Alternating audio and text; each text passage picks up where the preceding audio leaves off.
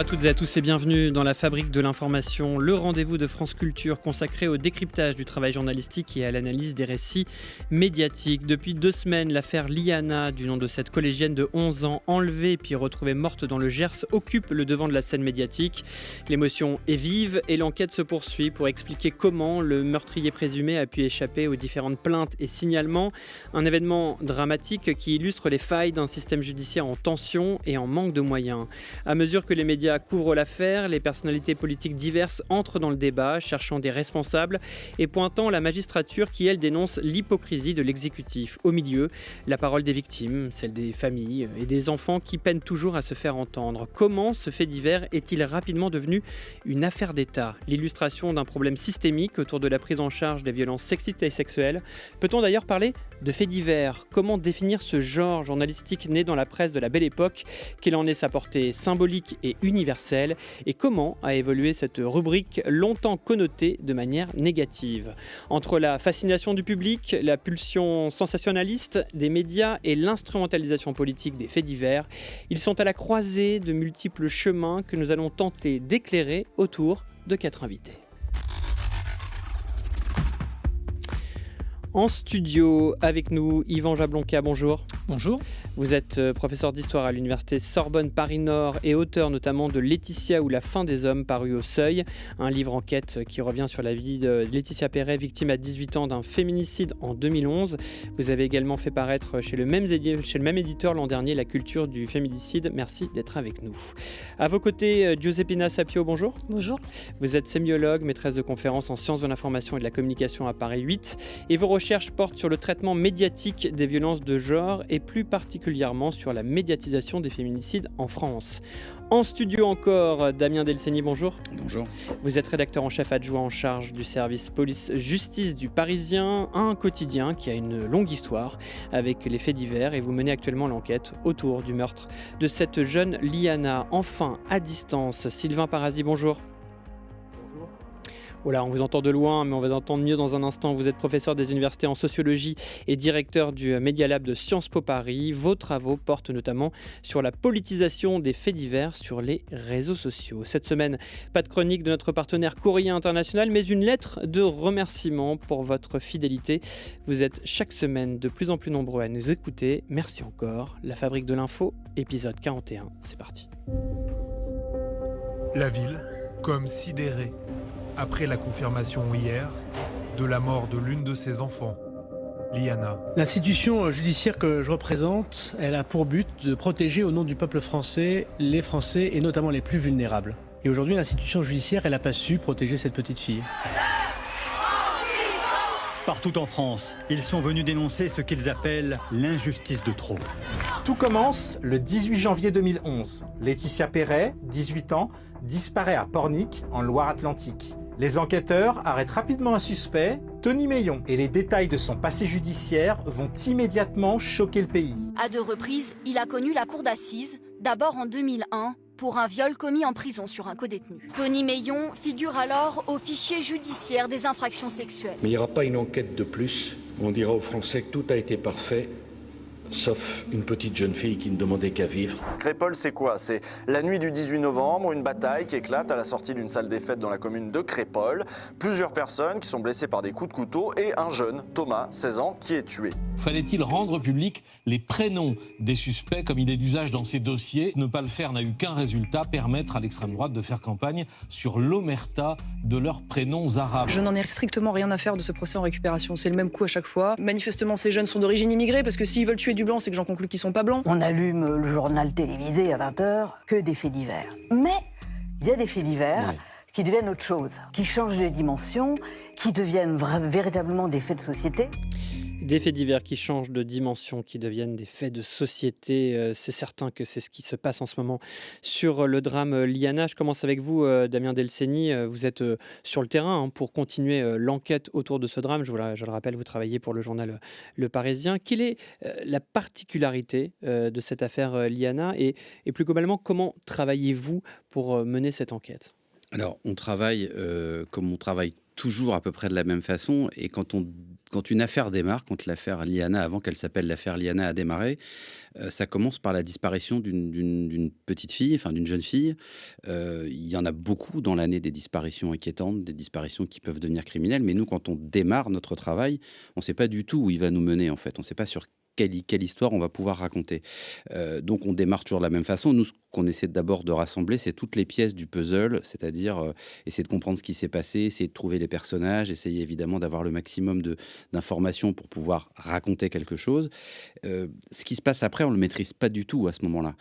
Simplement, ce qu'on sait, c'est que on a des jauges maintenant, entre guillemets, notamment avec les fréquentations Internet, pour voir ce qui quelque part attire l'attention du lecteur. On sait que les disparitions, et les disparitions évidemment d'enfants, sont toujours des sujets qui sont immédiatement extrêmement captifs pour nos lecteurs. Parce que je pense tout simplement que ça résonne pour la plupart des Français et des Françaises sur une peur qui est celle de son enfant, qu'on dépose à l'école le matin ou qu'on dépose à une séance de sport et qui ne revient pas le soir. C'est quelque chose qui finalement frappe tout le monde. Moi, j'attache beaucoup d'importance toujours à expliquer que un fait divers qui fonctionne, entre guillemets, même si l'expression n'est pas très bien choisie, un fait divers qui fonctionne, c'est un fait divers auquel on peut s'identifier, auquel le plus grand nombre peut s'identifier. Et la disparition d'un enfant, qu'on en ait ou qu'on n'en ait pas, c'est quelque chose qui déclenche un processus d'identification quasi immédiat, une émotion quasi immédiate.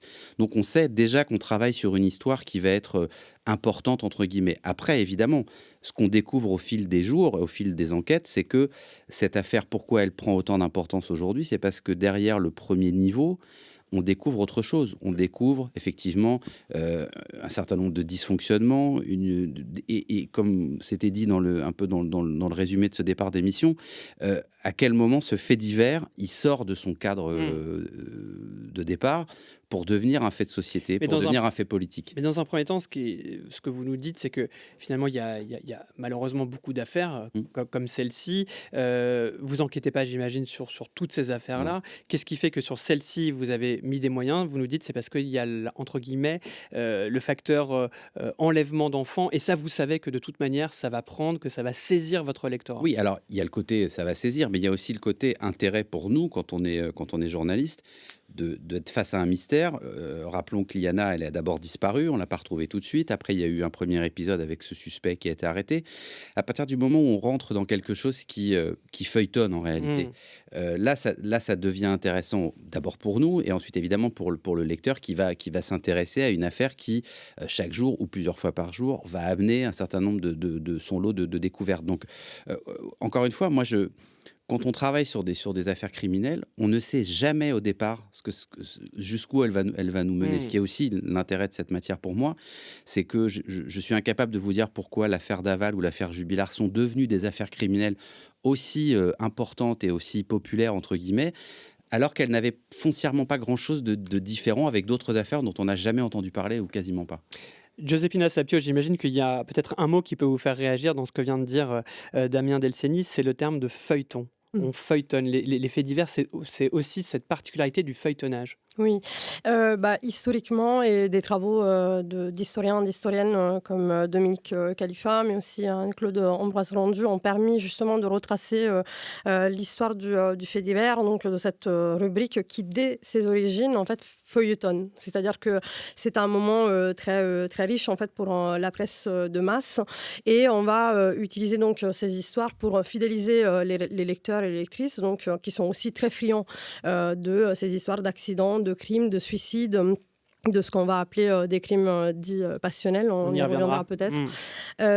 Et donc, c'est une manière, cette rubrique aussi, de renvoyer le lecteur, la lectrice vers le numéro suivant. Et c'est quelque chose qu'on a aussi gardé par ailleurs non seulement dans les narrations dans la presse, mais également par exemple dans les séries télé, dans tous les formats dits aujourd'hui de true crime, donc qui s'intéressent au crime et qui vont présenter justement des histoires avec des rebondissements, puisque la plupart du temps, dans ces crimes, nous avons structurellement, effectivement, une bonne narration, comme on le disait, c'est-à-dire qu'on commence par une enquête dont on ne sait pas forcément où est-ce qu'elle va mener. On a, par exemple, la découverte d'un corps, ensuite on a un procès, ensuite, on peut avoir des condamnations, et donc le fait de suivre cette trajectoire peut amener justement les lectrices dans cette narration à un rebondissement. Oui, il y a un côté à la fois, j'imagine, fascinant et rassurant pour le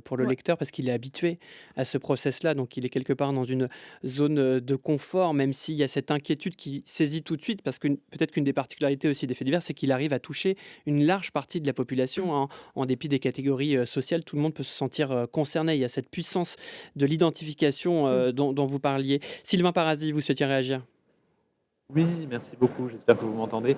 Oui, c'est tout à fait juste. Je voulais insister un tout petit peu sur un petit point, c'est-à-dire que la dynamique d'identification, elle vaut en général parce qu'on est parent, parce qu'on connaît des enfants et qu'on peut être sensibilisé à des drames identiques.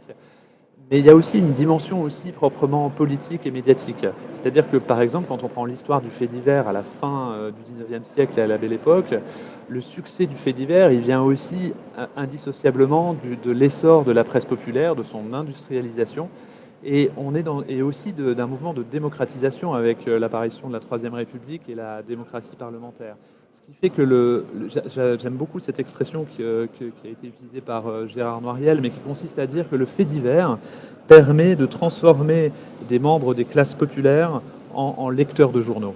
C'est-à-dire aussi s'intéresser aux affaires publiques via tout un ensemble d'éléments et d'histoires qui au départ ne sont pas la politique au sens noble ou l'idéologie.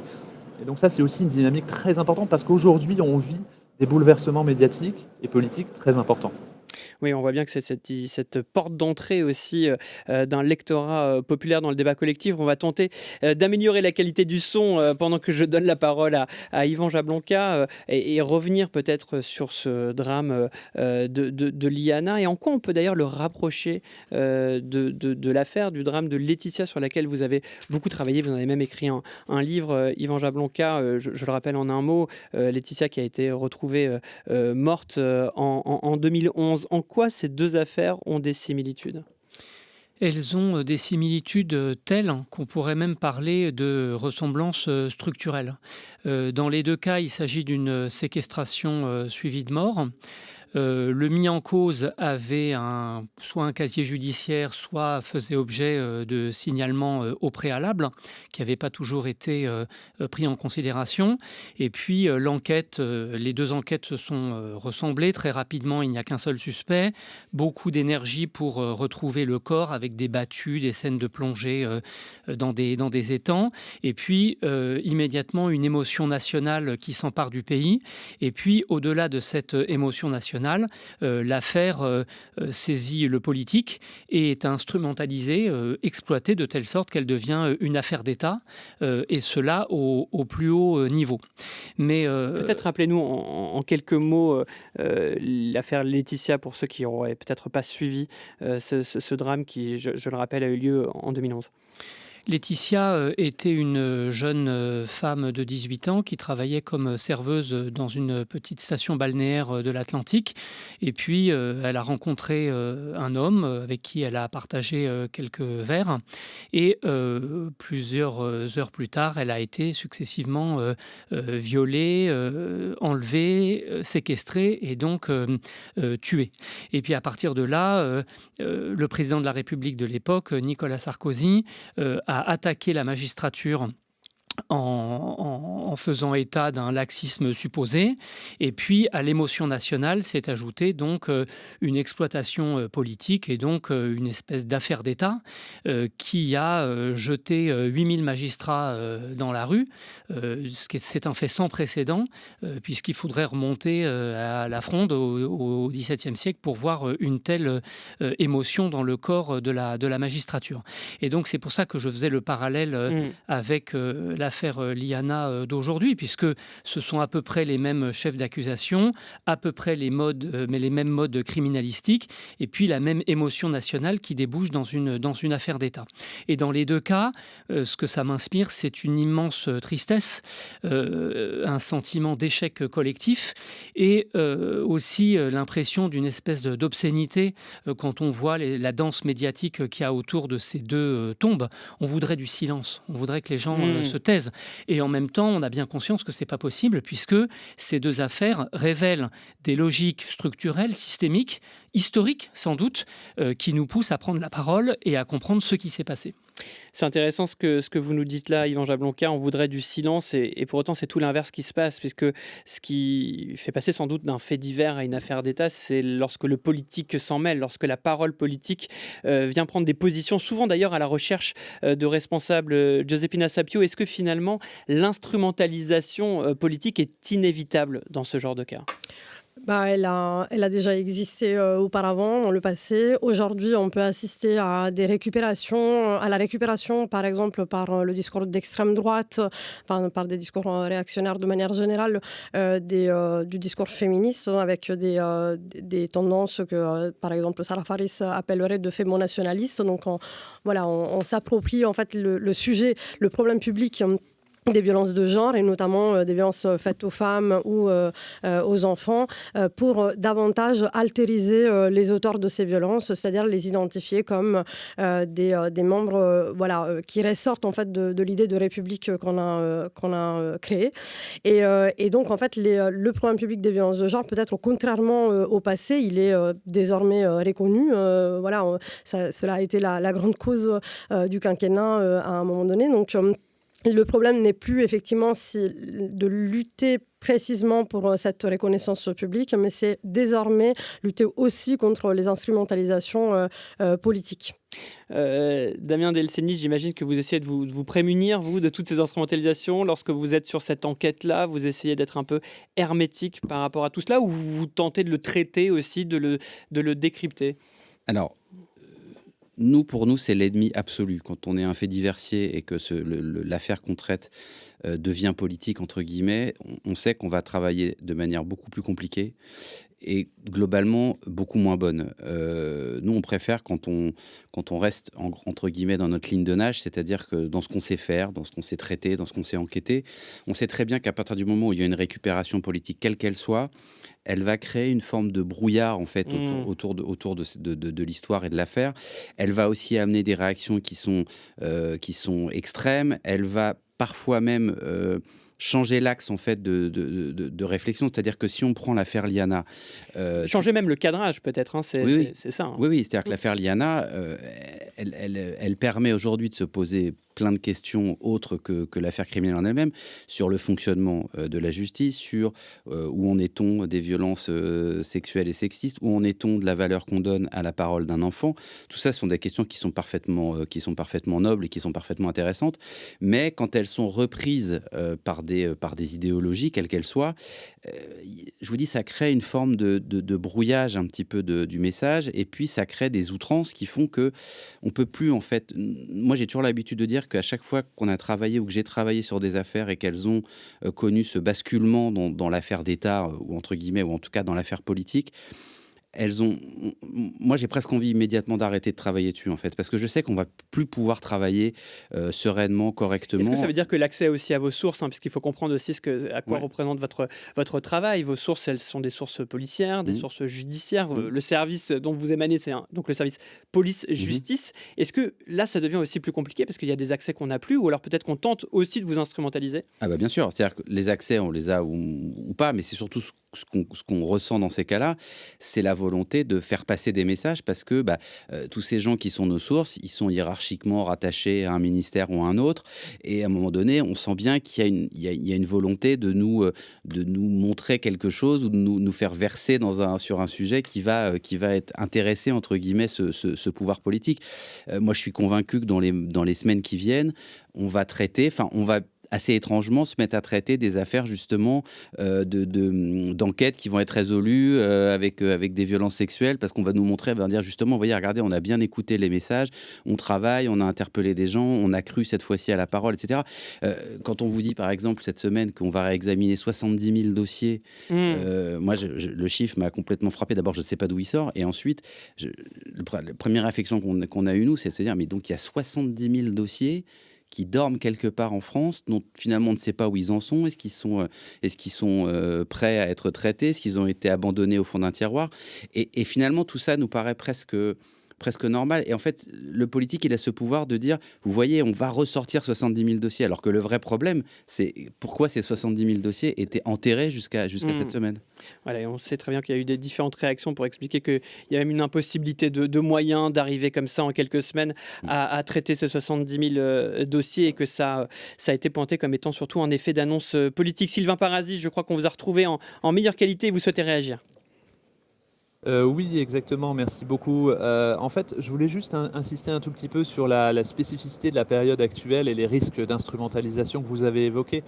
Finalement, moi, ce que je retiens de l'affaire Laetitia, qui a été magnifiquement analysée par Yvan Jablonka, c'est que à l'époque, le président de la République, Nicolas Sarkozy, est en mesure en fait de dérouler et d'accuser la magistrature, le laxisme judiciaire, avec un accès évidemment privilégié aux médias qui à l'époque sont quand même principalement audiovisuels. Aujourd'hui, avec les réseaux sociaux, évidemment, les choses ont changé. C'est-à-dire qu'on peut avoir tout un ensemble d'individus, de personnes, de mobilisés autour de causes qui peuvent, autour d'un fait divers, pousser un agenda particulier. Ça fait une très très grande différence. Alors là, on cite parfois des cas d'instrumentalisation dommageables. Il y a parfois des cas qui sont assez intéressants aussi. Des cas où, par exemple, sur des violences policières, par exemple, le fait que des individus puissent partager des vidéos filmées d'interventions policières, eh bien parfois ça jette un regard totalement différent sur les événements, et ça permet aussi de créer une certaine distance, ou en tout cas de remettre en cause ou d'interroger ce lien parfois particulier qu'il y a entre les journalistes faits diversiers et les sources policières ou judiciaires. Voilà, et puis on a connu effectivement des cas où ces révélations qui partent justement des réseaux sociaux ont pu donner lieu à différents scandales. Il n'y a pas que effectivement un brouillage et un parasitage qui peuvent venir justement des réseaux sociaux, mais parfois ça peut permettre de déclencher une enquête ou de manifester certaines preuves. Yvan Jablonka, quand on parle depuis le début de ce mot de fait divers qui se transforme en affaire d'État, je crois que ce terme de fait divers, vous le récusez même un petit peu. Le terme de fait divers me paraît malheureux. C'est d'un côté un fait, puis ensuite il serait divers. Enfin, on serait du côté des chiens écrasés. Et évidemment, tout ça est inacceptable. Moi, je considère que ces affaires sont à la fois des faits sociaux, et même des faits sociaux totaux, et aussi des objets d'histoire, parce que ça permet de comprendre, au-delà du gouvernement, de la justice, des médias, ça permet de comprendre l'état d'une société. Et en l'occurrence, l'affaire Laetitia, comme l'affaire Liana, se situe à l'intersection de trois fléaux dont on n'arrive pas à se débarrasser: les agressions sur enfants, les violences sexuelles et les féminicides. Et je pense que c'est ça qui permet de mieux comprendre l'état d'une société, et ça explique pourquoi ces affaires ont tellement suscité l'émotion. C'est pas simplement parce qu'on a envie de les feuilletonner et de les lire comme un polar. C'est aussi parce que ça décrit une souffrance sociale, une faille collective à l'intersection, encore une fois, de ces trois fléaux. Ensuite, l'instrumentalisation, elle arrive. Elle est parfois fatale, mais je voudrais signaler qu'elle n'appartient pas seulement à l'extrême droite ou à la droite. En 1972, lors de l'affaire dite de Bruay en Artois, une fille de mineure avait été retrouvée morte, et on avait aussitôt accusé le notaire, parce que dans cette époque où on croyait à cette lutte des classes intense, eh bien, une fille de prolétaire ne pouvait avoir été tuée que par un notaire. Donc on voit que là, voilà, c'est des lectures instrumentales. Alors, dans l'affaire Liana qui nous occupe, il y a eu des défaillances, il y a eu des dysfonctionnements, je crois qu'il faut le reconnaître. Mais ça justifie en rien le déferlement de haine qu'on observe contre la magistrature, contre ses formations, contre ses organisations, contre ses syndicats. Là, les magistrats ont été désignés à la vindicte populaire de la même manière qu'ils l'avaient été sous Sarkozy. À l'époque de l'affaire Laetitia, Sarkozy avait évoqué de possibles sanctions en réponse à des fautes. Aujourd'hui, Darmanin affirme que personne ne prendra de vacances tant que les dossiers... Bon, tout ça, ce sont des rodomontades qui ajoutent à l'obscénité et à la violence faite aux victimes et à leurs familles. C'est une rhétorique du bouc émissaire qui débouche dans un certain art de gouverner qui relève ni plus ni moins du populisme pour dresser la majorité contre un ennemi ou une minorité supposée. Tout ça en niant sa propre responsabilité. Quand on est président de la République ici ou quand on est garde des Sceaux là. Et puis Darmanin, bien sûr, comme chacun sait, était ministre de l'Intérieur pendant 4 ans. Donc, si vous voulez, l'idée même qu'il aurait pu démissionner pour reconnaître et pour assumer sa faute, c'est pas complètement fou. C'est plus simple, effectivement, de dire aux magistrats qu'ils prendront pas de vacances. Et ça vient opacifier la compréhension de cette affaire qui, comme celle de Laetitia il y a 15 ans, exige plutôt de la sérénité, de la compassion, de l'empathie et puis une réflexion collective. Pourquoi on en est arrivé là ?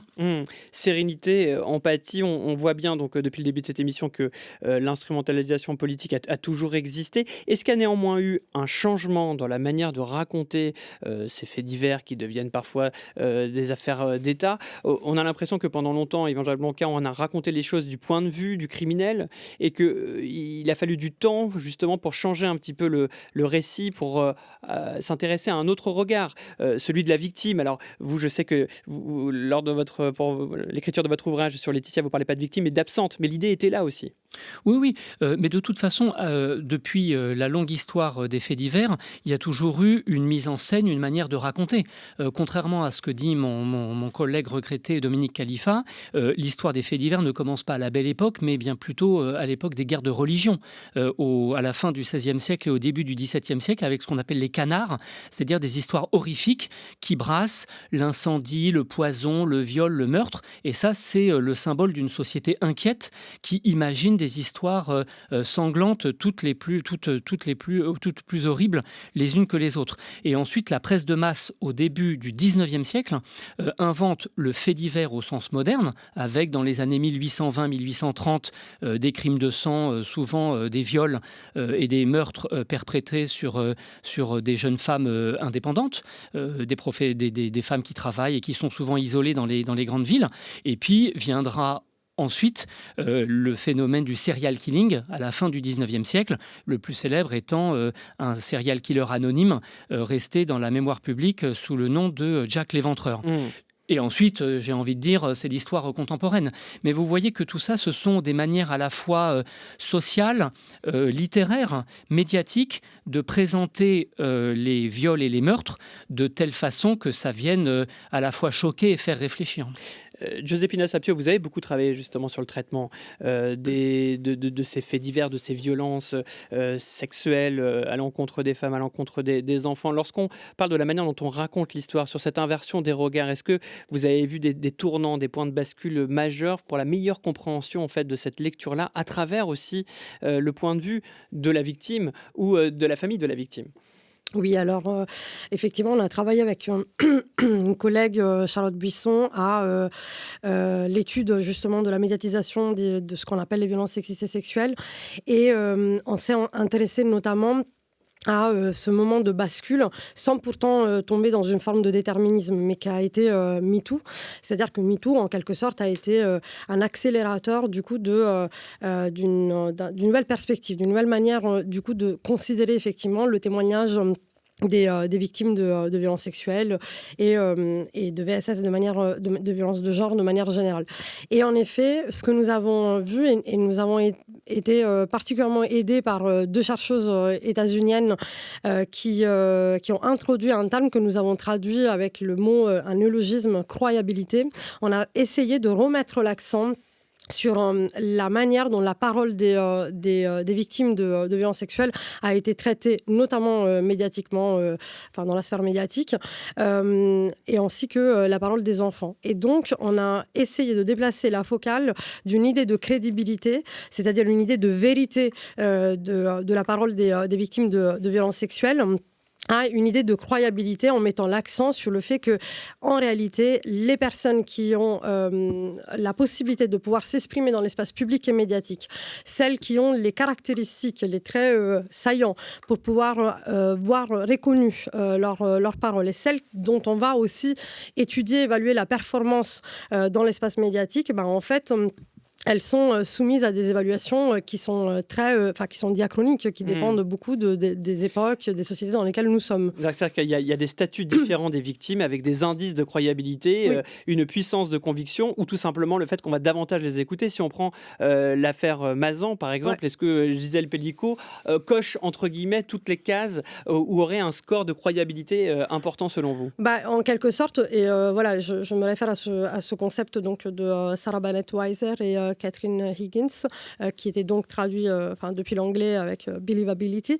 En effet, une victime de violences sexuelles, elle est évaluée à la fois sur la base de ce qu'elle est, c'est-à-dire des caractéristiques, des propriétés sociales qu'elle va performer dans l'espace public et médiatique.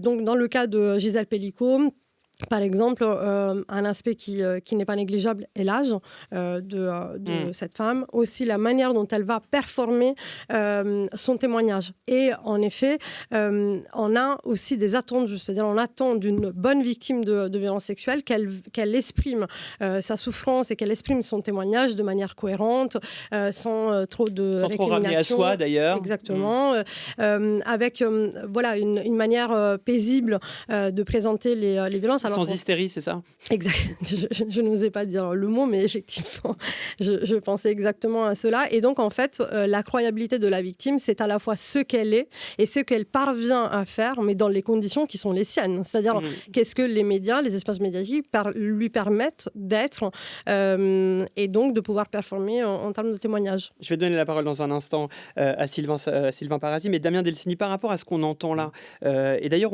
on le voit dans d'autres cas, on avait fait un sujet récemment sur le traitement médiatique des violences sexistes et sexuelles dans le sport, par exemple. Et on savait que les journalistes avaient beaucoup de difficultés à recueillir le témoignage de la victime, surtout lorsque cette victime n'était pas célèbre.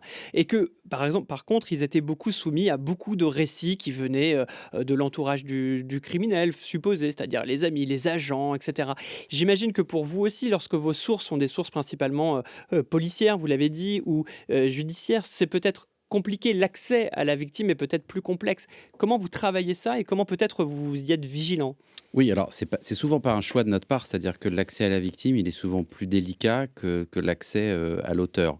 Mais ce qui a été dit sur Mazan est très intéressant parce que l'affaire Pellicot, moi je me souviens très bien parce qu'on a été parmi les premiers aux Parisiens à la raconter au tout début.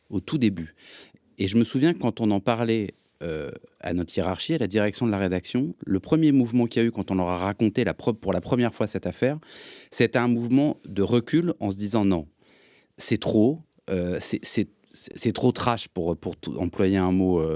Et c'était tellement une affaire inédite qu'elle était à peine croyable. On n'était pas sûr, c'est pas qu'on ne croyait pas à ce que disait cette femme, mais c'est que l'histoire était à peine croyable. Et pendant très longtemps, elle avait un côté même un peu repoussant parce que on nous disait non mais vraiment c'est trop quoi. Et ce qui a tout changé, c'est le fait que elle a refusé le huis clos au procès. C'est ce qui a complètement chamboulé cette affaire. C'est que ça a permis plusieurs choses. Ça a permis de laisser une parole s'exprimer librement, ça a permis d'incarner une affaire, ça a permis de rentrer dans un endroit où on rentre très peu, même les journalistes, vous savez, tous les procès de violences sexuelles, ou presque, sont à huis clos. Ça veut dire que ce sont des endroits où ne sont présents que les auteurs, la victime, les magistrats et les avocats. Point à la ligne, les journalistes, ils ne peuvent pas rentrer dans ces enceintes de justice quand c'est à huis clos. Donc il y a une forme d'omerta naturelle, puisque tout ça se passe dans des endroits complètement fermés. Si Gisèle Pellicot avait décidé que son procès serait à huis clos, l'affaire, elle n'aurait pas du tout eu la même résonance. Là, elle a eu ce courage d'abord, parce que je pense qu'elle n'imaginait pas ce que ça deviendrait ensuite, ce courage de dire, voilà, moi je préfère raconter que cette histoire soit racontée devant tout le monde.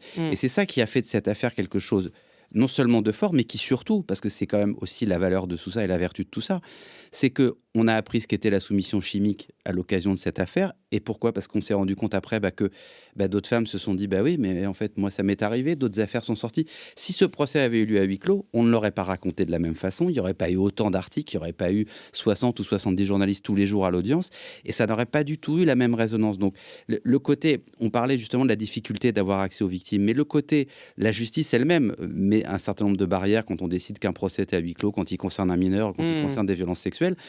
Encore une fois, c'est pas parce qu'on ne veut pas y aller, c'est qu'on ne peut pas avoir accès à ces histoires-là. Et il faut quand même, toujours, moi je répète toujours la même chose, c'est qu'en cour d'assises en France, 8, 9 affaires sur 10 sont des affaires de crimes sexuels. Il y a beaucoup plus de criminels sexuels que de braqueurs. Ça, il faut en avoir conscience. Vous prenez un rôle de cour d'assises, c'est-à-dire un programme de cour d'assises pour une session de cour d'assises. Selon les tribunaux, il y a 8, 9, 10 affaires. S'il y a 10 affaires, il y en a 8 de viol. Et ça existe depuis que je fais ce métier, depuis 25 ans. Donc ça veut dire que la criminalité sexuelle, c'est un crime de masse en France. Mais d'où la nécessité aussi pour les médias d'en rendre compte, d'arriver à ce que effectivement cette notion de masse que vous venez d'évoquer, qu'on le voit à la hauteur de ce qu'il représente, alors peut-être qu'on a plus l'impression de voir des attaques à la personne, des cambriolages, etc., parce que c'est peut-être plus spectaculaire, plus visible, ou que ça sert d'autres agendas. On va continuer évidemment notre discussion. France Culture, la fabrique de l'information, François Saltiel.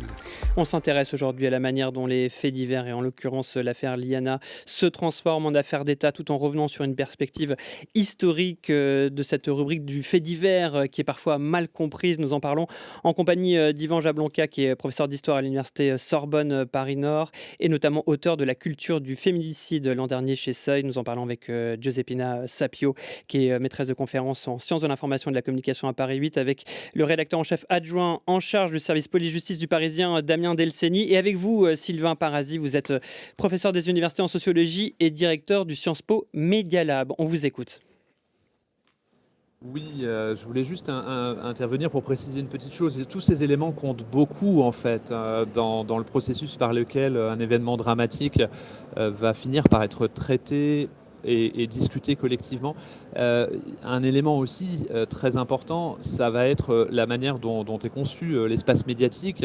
Je me rappelle juste d'un exemple qui est très marquant et qui concerne aussi le Parisien, qui est le cas de Crépol et du drame et de la mort de Thomas Perotto à la suite d'un bal de village dans la Drôme. Et finalement, ce qui se passe à ce moment-là, c'est un bal et un drame évidemment tout à fait triste et dramatique, mais en même temps, comme il s'en passe énormément. Et donc pour à l'époque le média qui est le Parisien et une partie de la presse, finalement, c'est important, mais pas si important que ça. En revanche, on a une mobilisation très forte entre les chaînes d'information continue et puis les réseaux sociaux, où des militants, des partisans, souvent à droite, à l'extrême droite, vont aussi parfois s'allier avec des élus sur les réseaux sociaux pour faire monter le sujet et finalement contraindre les journalistes eux-mêmes à davantage couvrir le fait divers en question. Voilà, c'est ce que expliquait tout à l'heure Damien Delceni lorsqu'il dit que lorsque la politisation s'en mêle, ça, quelque part, ça parasite son travail, qu'il faut rester le plus possible dans sa ligne de conduite. J'aimerais vous faire écouter cet extrait d'un JT de France 2. On revient en 2004 pour voir aussi comment les mots peuvent changer et comment d'autres mots peuvent orienter de manière sans doute plus réaliste le cadrage médiatique. Alors le chanteur est poursuivi pour homicide volontaire. Autrement dit, il est accusé d'avoir donné la mort de manière intentionnelle. Ses défenseurs vont tenter d'obtenir une requalification des faits en crime passionnel. Il n'encourrait qu'une peine maximum de 6 ans de prison contre 15 aujourd'hui. C'est la thèse de la passion destructrice, un classique de la littérature, mais qui ne fait pas l'unanimité dans ce cas d'espèce. Nous avons une jalousie, peut-être même une jalousie morbide. Nous avons une angoisse d'abandon. Nous avons maladroitement évoqué par l'avocat de la défense le comportement possible d'une victime qui peut-être a attisé la fureur au lieu de savoir l'apaiser. Ces ingrédients-là font partie de ce qui est habituellement caractérisé comme un crime passionnel. Vous avez évidemment reconnu et compris qu'il s'agissait de l'affaire de Bertrand Cantat avec Marie Trintignant, Yvan Jablonka. Alors on voit, ça paraît à la fois loin et proche, de 2004, mais c'était quand même au XXIe siècle. On est sur le journal télévisé de France 2. On se rappelle du traitement médiatique de l'époque. On parlait vraiment de crimes passionnels. Ce serait heureusement plus possible aujourd'hui. Tous ces propos sont typiques de ce que j'ai appelé la culture du féminicide et qui consiste d'un côté à blâmer la victime et de l'autre à excuser le coupable. D'une part, on présente Marie Trintignant comme une femme tantôt hystérique, tantôt frivole, tantôt folle, incapable de se maîtriser. Inversement, Bertrand Cantat est présenté comme un artiste maudit qui a été animé par une passion mauvaise mais sincère, comme si le meurtre de celle qu'on prétendait aimer était le geste romantique ultime.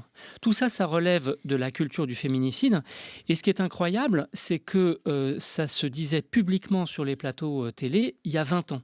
Et là, je crois qu'on doit faire une introspection collective parce que non seulement ça se disait publiquement il y a 20 ans, mais je crois qu'on y croyait. En tout cas, moi, dans ma génération, je me souviens qu'on disait, bah oui, effectivement, enfin, quand même, c'est Bertrand Cantat, comme s'il y avait déjà des formes d'excuses ici et de blâme là. Alors, 20 ans plus tard, on voit tout ce qui a changé. Sans doute, MeToo est passé par là, et il y a eu un certain nombre de travaux de sciences humaines autour de la culture du viol, mais aussi de la culture du féminicide, qui rendent ces propos complètement impensables aujourd'hui.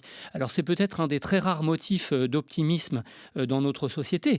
On change, la culture change et il y a des propos qu'on ne peut plus dire, mais c'est aussi parce que des clés d'explication et de lecture nouvelles se sont proposées et permettent de mieux comprendre les ressorts d'un crime, d'un féminicide ou d'un viol.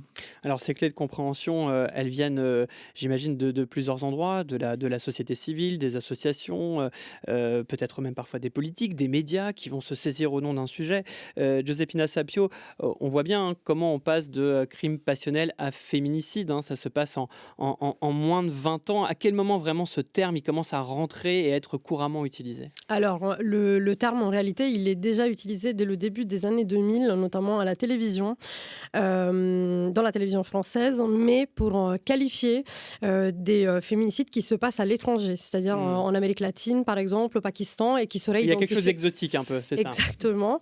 Et donc, l'idée est, encore une fois, d'être dans ce processus d'altérisation des auteurs. Donc, on va présenter des crimes dits, en général, des crimes d'honneur, qui ne peuvent pas se passer en France. Ensuite... Nous avons la Constitution et là, les médias jouent, et notamment la presse quotidienne régionale et locale joue un rôle crucial. Nous avons le début des décomptes. Donc, dans le cadre d'une enquête que j'ai réalisée récemment en interrogeant à la fois les militantes qui sont à la base des deux principaux décomptes de féminicide en France et des journalistes qui ont aussi réalisé des décomptes, on va dire, plutôt médiatiques. On se rend compte que dès l'année 2015, les militantes commencent à s'approprier l'outil presse quotidienne régionale, mais notamment la presse web, et commencent à l'utiliser véritablement comme un réceptacle, une base de données, pour pouvoir rassembler toutes les informations nécessaires pour le comptage des victimes de féminicide. Et ensuite, je dirais... Par ailleurs, ce qui est aussi intéressant, c'est que la presse va ensuite, comme la télévision, relayer ces mêmes décomptes. Donc, c'est une sorte de circuit qui se nourrit. Voilà. Et j'identifierais... un événement discursif majeur autour du mot féminicide, crime passionnel, qui s'est du coup produit autour du féminicide d'Alexia Fouillon, donc connue plutôt comme l'affaire Daval. Rappelez-nous l'année à ce moment-là. Oui, là on est en 2017. On parle d'une joggeuse disparue, qui est quand même un topo journalistique assez intéressant. Et finalement, on découvre début 2018 que c'est son conjoint donc, qui l'a tuée. Et en fait, à ce moment-là, Marlène Schiappa prend la parole pour qualifier l'affaire de féminicide. Et c'est à ce moment-là que, personnellement, je m'étais intéressée à l'usage du mot crime passionnel et féminicide pour voir dans la presse quotidienne nationale et dans la presse quotidienne régionale comment il était utilisé. Et c'était assez intéressant en termes de résultats. Juste crime passionnel, est-ce que c'est une création journalistique, ce terme? Complètement. Oui, Damien. En tout cas, ça n'a rien de juridique. C'est d'ailleurs amusant dans l'archive que vous avez diffusée parce que ça donne l'impression que c'est un argument juridique qui existe dans la loi. Le crime passionnel, il n'a jamais existé dans le code pénal. Jamais. Donc ça a été effectivement une création journalistique ou autre, j'en sais rien. Mais en tout cas, ce qui a été évoqué. Mais moi, je me souviens, il n'y a pas très longtemps, on a ressorti les unes, pas que les nôtres, mais on n'était pas mieux que les autres, de post Quanta Trintignant et post affaire DSK. Je vous assure qu'on pourrait.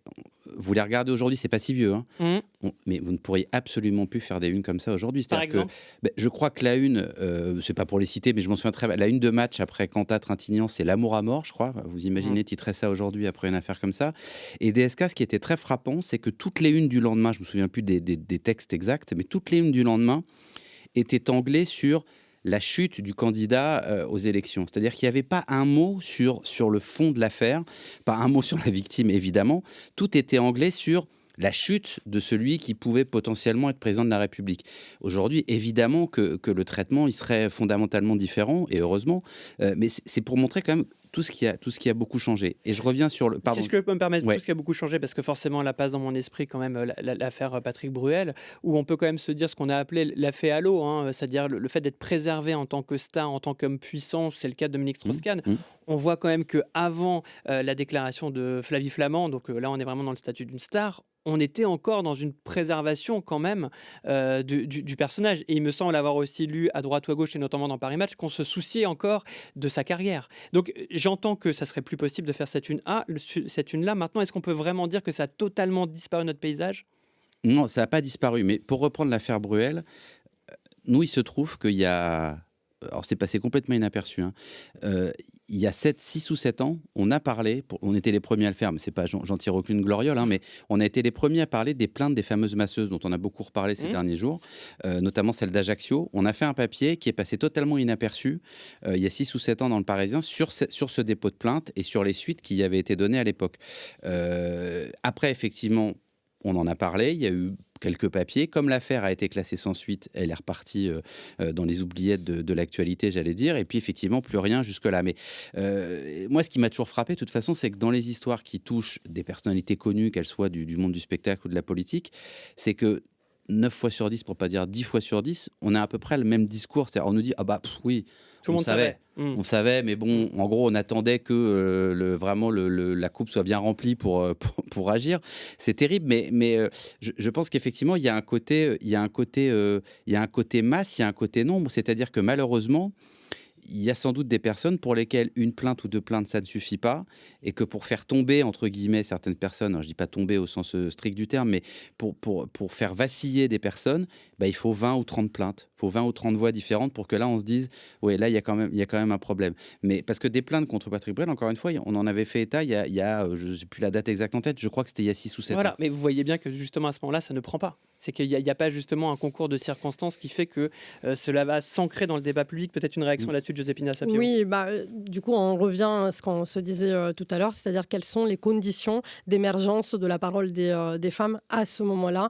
Et notamment, je pense que la prise de parole de Flavie Flament, les mobilisations féministes qui ont été extrêmement importantes, notamment dans la prise de conscience et dans la publicisation du problème des violences de genre, ont énormément contribué à faire en sorte à ce que, enfin, on puisse aborder ces sujets sans tomber dans une perspective très individualisante et surtout très rabattue sur la perspective judiciarisante. C'est-à-dire, là, je me réfère aux travaux d'une autre chercheuse, Claire Rouffio, qui travaille sur la médiatisation du viol depuis les années 1980 et qui met l'accent sur le fait que dans les écritures journalistiques, la contrainte de la loi, c'est-à-dire la présence d'un dépôt de plainte, la judicialisation des affaires, devient un critère structurant dans la rédaction.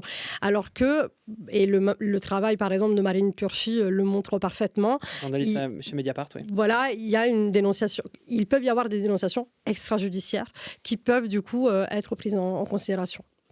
Yvan Jablonka, peut-être une réaction? Le terme féminicide a eu une drôle de carrière.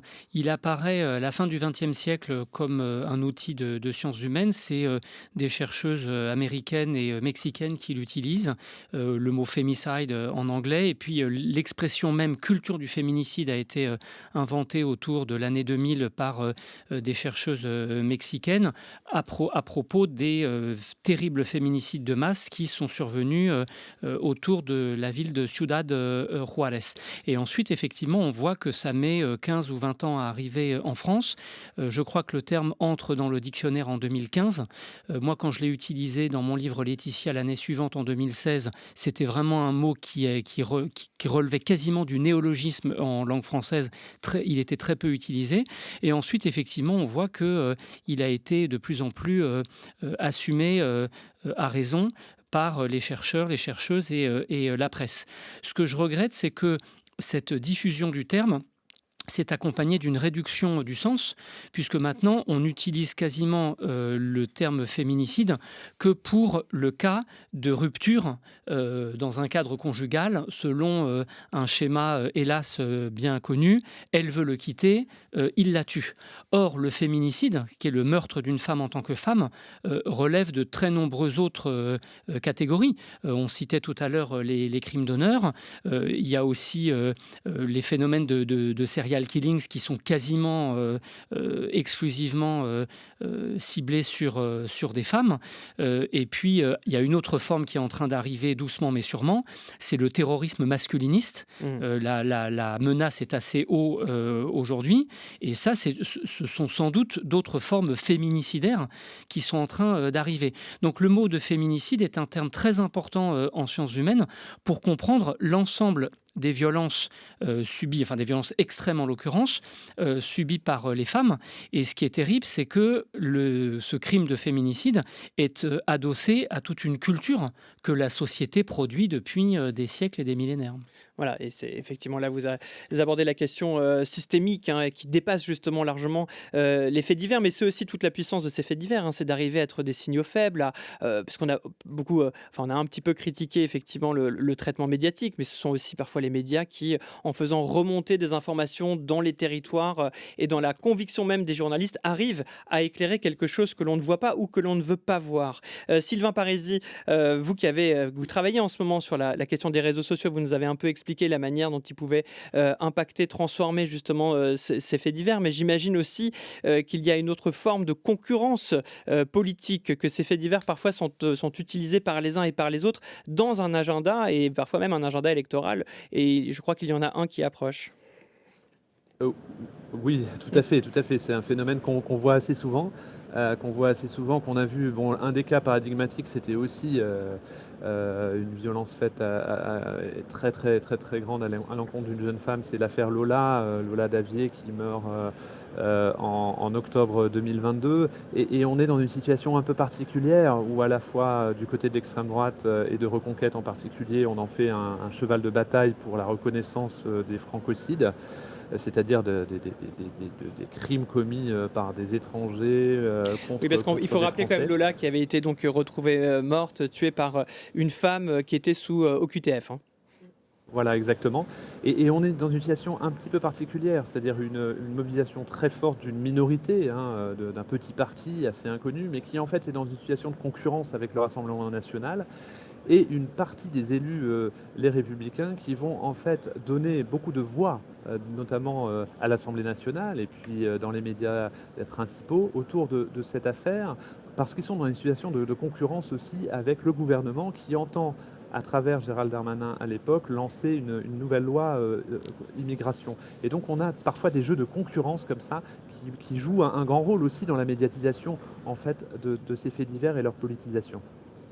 Et quelles sont les perspectives justement que vous voyez par rapport à l'essor de ces réseaux sociaux et la manière dont ils vont jouer un rôle dans la caisse de résonance de ces différentes affaires ?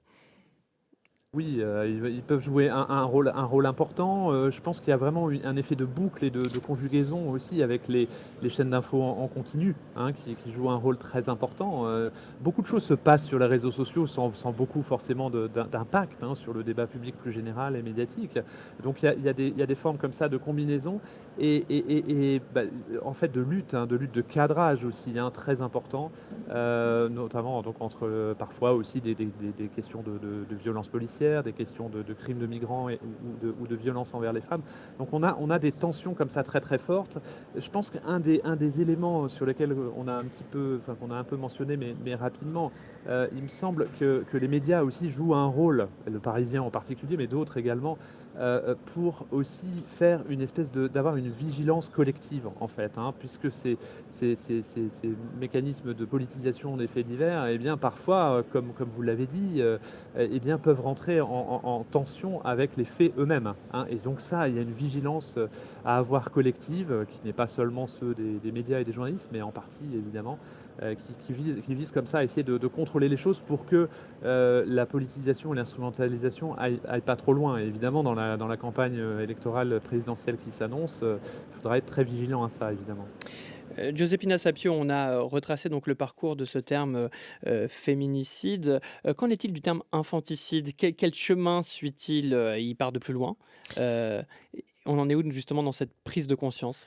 Disons que notamment on parlait tout à l'heure des décomptes de féminicides, et les décomptes de féminicides sont des observatoires extrêmement intéressants, riches et dynamiques de la manière dont, dans le cadre de collectifs féministes, on pense l'exclusion et l'inclusion dans les activités de comptage. Qui est-ce qu'on compte?